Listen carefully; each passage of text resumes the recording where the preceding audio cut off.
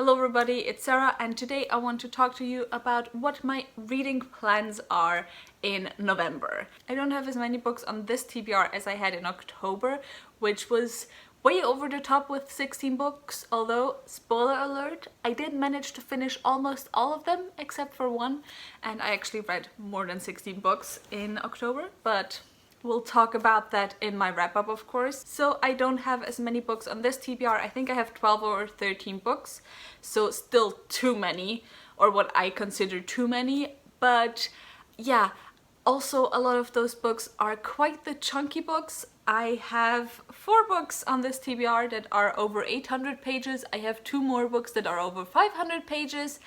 And yeah, so we'll see how my reading will go in November. But let's just get right into it with first getting 2 books out of the way that, well, the series has been on each TBR this month so far. The first book is the 10th book in the Wheel of Time series, which is Crossroads of Twilight by Robert Jordan, and the other book, which is the next book in a series that I have read throughout this year, is Lady of the Lake, which is the 5th/the 7th book, depending on how you count them, in the Witcher series by Andrzej Sapkowski. And I will not explain what both of these books are about because I've talked about both series very much already on my channel, I think in pretty much every single wrap-up and every single TBR, so yeah, don't want to talk about them right now and just get right into the books, the other books that I plan on reading this month. And for some reason this month I feel like starting with my TBR chart. So let's start with my normal TBR chart. This is my TBR chart where I have all the books from my physical TBR in here, and as always I will draw 3 books and then during the month I will decide which of the books I feel like reading most. So the first of the books is Japanese Tales. This is a collection just of Japanese fairy tales and legends and so on that I got actually in 2014. I got this right before I traveled to Japan for the first time, and I still haven't read that since then. It's been on my TBR for 6 years. Although, to be honest, I think at this point all the books that I have on my physical TBR have been on that TBR for at least 5 to 6 years and up to like 15 years. No, well, not 15 years, but let's say 12 years. The second book is AQ48, which I actually recently unhauled because I just don't think I'm ever going to read it. There's so many other Japanese authors that interest me more at the moment to read other than Haruki Murakami, so I will draw another one. Second book I got is Robinson Crusoe by Daniel Defoe, and yeah, actually I never bought this book, I just stole it from my dad's library of classics because he has quite a few of the old Penguin books, and so yeah, maybe I'll finally read this. We'll see. It's only 300 pages, so it might be a nice short story to balance out all the thick boys I have on my TBR.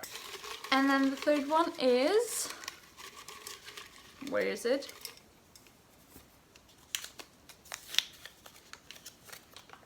The third one is The Clan of the Cave Bear, which I actually also unhauled. Well, I haven't unhauled them yet properly. I'm still gonna do like a video unhaul at probably the beginning of next year, but I got rid of them off of my bookshelves and I have them somewhere else currently. It's just another book where I'm just not really feeling like ever reading it, and it's also part of a series and I don't really feel the interest in reading the series, so whatever. So then the next one, third pull for the second time. So my third pull was Windhaven by George R.R. Martin and Liza Tuttle. This I think is a fantasy. I don't think it's a sci-fi. I think it's a fantasy.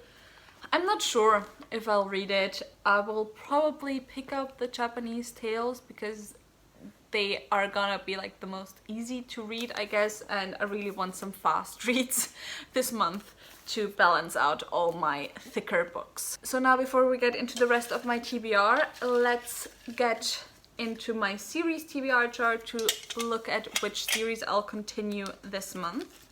And I have Wildwood Dancing by Juliette Marelier. So Wildwood Dancing is one of the kind of YA duologies, companion duologies by Juliette Marelier. I think since the second book is more of a companion rather than a sequel, I should be fine jumping into it right away. The second book, by the way, is Sybil's Secret, and not rereading book 1 first. I'm not sure if the second one is a retelling of anything, but this first one was a retelling of the 12 Dancing Princesses, and I read it ages ago. Also, this comes quite nicely because I've been meaning to get back into Juliette Marelier for ages, because she used to be one of my all-time favorite authors. But then around the time when I started BookTube, for some reason, I never picked up her books.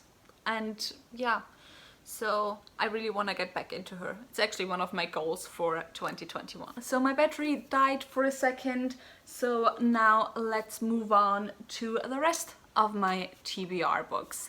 And first I have 2 new releases that are coming in November and that I'm hoping to get to quite soon. The first of those is Send Me Their Souls by Sarah Wolf, which is the third and I think also probably the final book in the Bring Me Their Hearts series. And I'm kind of annoyed that apparently the third book doesn't get a cover like this but only gets this cover, because I mean, I'm not in love with these covers, but they're still way better than whatever this cover is. I don't like this cover. Anyway, this is a YA high fantasy series following Sarah, who is a heartless. And what this means is that her heart is held by a witch, and this witch can make her do whatever she wants her to do. And so Sarah is sent on a mission to also get the heart, like literally get the heart of the prince of the humans, so that the witches can possibly have a pawn in the maybe upcoming war between the witches and the humans. And I really enjoyed the first 2 books. I mean, they're like nothing special or anything, but I still really enjoyed them, and I really enjoy kind of the banter between our main character and the prince. Then the second new release I hope I'm gonna get to quite soon is The Camelot Betrayal, which is the second book in the Camelot Rising series. I don't know how many books it is by Kirsten White, and so it's the sequel to The Guinevere Deception, and this is an Arthurian legend YA retelling, and we follow Guinevere, except she's not really Guinevere, but she's kind of a changeling, and we have to find out who she is, and she's sent to kind of protect Arthur. So yeah, I really enjoyed book 1 and I hope I'll get to book 2 soon. Since we're already at the topic of Arthurian legend, I hope I will finally read Le Morte d'Arthur by Sir Thomas Malory, which is one of the most well-known kind of written down versions, mostly complete versions of the Arthurian legend. And of course at the beginning of the year I had this as my goal to have finished by 2020, and now there's only 2 months left and this is a chunky book, so I hope I'll get to at least most of this in November. Staying with the more classics vibe, I want to finish the second book in the African trilogy by Chinua Achebe, which is No Longer at Ease. The first story, Things Fall Apart, I have read in October already, and I want to read the third story, Arrow of God. Maybe I'll get to it already in November, or I'll read it in December. But this is kind of a trilogy that's kind of a family story. In the first book we follow the father, who lives as part of the Igbo, I think, in Nigeria. Yeah. He lives as part of the Igbo in a pre-colonial Nigeria. Then the second story doesn't follow the son, but it follows the grandson, I think in London, and he is a Christian and so on. And then the third story follows the son as he like transitions from his like ancestors' religion to Christianity. I think that was what it was. Anyway, I really enjoyed book 1. I really enjoyed the way it was written, and so I am looking forward to reading the second story. Then I also want to read Black Sunday by Tola Rotimi Abraham. This is a literary fiction set in the 1990s in Lagos, and I still only know that we're following twin sisters because like the summary doesn't really tell me anything about the story. but I really want to read it. It's also really short, so it might be nice to break up again some of my bigger books. It's less than 300 pages, I think. Yeah, 270, 280 pages. And I can't wait to get to it. Then I also want to read To Sleep in a Sea of Stars by Christopher Paolini. This is one of the chunky boys this month, and yeah, I don't know what this is about. I just know it's a space opera sci-fi story, and Christopher Paolini, of course, is the author of The Inheritance Cycle, the first book being Aragon, and Aragon was what got me into high fantasy, and so we'll see. Maybe To Sleep in a Sea of Stars will be the book that finally makes me say, yeah, actually, I want to pick up more sci-fi, and well, it won't be the first sci-fi I've ever read. Maybe he can also be the author who definitely got me into sci-fi. We'll see. We'll see. Then lastly, I have our choice for November read for my book club of Queens, Witches and Valkyries, in which we read one adult high fantasy book written by a woman per month. And this month's choice actually was really close. It was between The Boneshard Daughter as well as Black Sun by Rebecca Roanhorse. And like, those two were constantly in a tie, and then it ended in a tie between those two, and I asked on Twitter if it would be preferred if I just choose. Usually I don't vote because I want to read all the books that I put on the polls anyway, so why would I vote? So if I choose, if that's better, or if we should just read both books, and luckily the choice was for me to choose. So I chose The Boneshard Daughter by Andrea Stewart. And the reason why I chose this is, first of all, because it was already the runner-up on like last month's or like October's poll, and also my bookstore had this, so I could grab it right away. I don't know what this is exactly. I just know that it's LGBT and that it's Asian inspired fantasy. That's what I know. And also there's bone shard magic, whatever that is supposed to mean. And I think there's also like a fight for the birthright or something along those lines. But in any case, I'm excited to get to it, and I hope I'll love it as much as I have enjoyed most of the picks that we chose so far for my book club.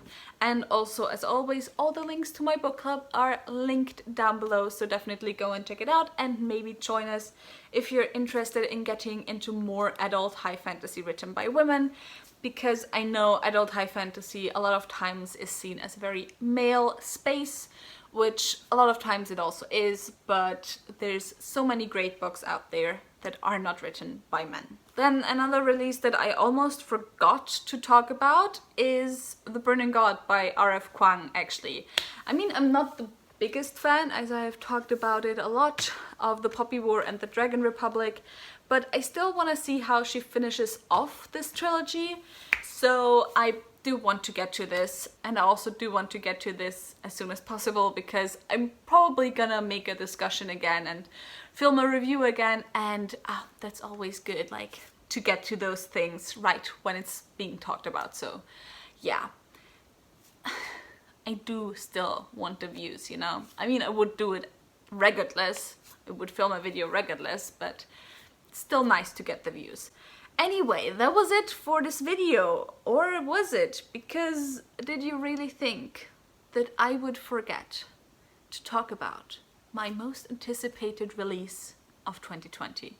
Did you really think I would forget to talk about and to mention Rhythm of War by Brandon Sanderson, book 4 in the Stormlight Archive series?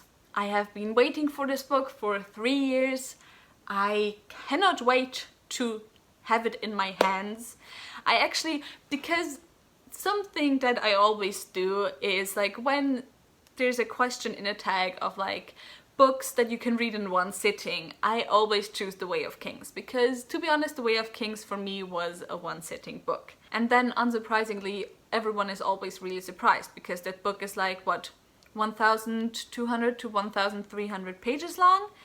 And so the thing I decided to do, I'm going to try, once I get my hands on this, I'm going to try to read this in 24 hours. And I might try to vlog it and actually manage to vlog it this time. So we'll see. That's kind of my plans. Also, if I read it within 24 hours, then I still have basically the rest of the month still left to finish the other books, and then it basically doesn't count as like way too thick a boy for as many books as I have on my TBR. But yeah, that's my plans for this month. And with that said, I hope you enjoyed this video. If you did, maybe think about giving me a thumbs up and also maybe subscribing. Tell me in the comments down below if you have read any of the books that I plan on reading this month and what your enjoyment was of them, and also what your reading plans of November are. All the links to my social media are in the description box down below, so go and check those out. As I mentioned, also all the links to my book club are down below, so go and check those out as well. And I hope I'll see you soon. Bye!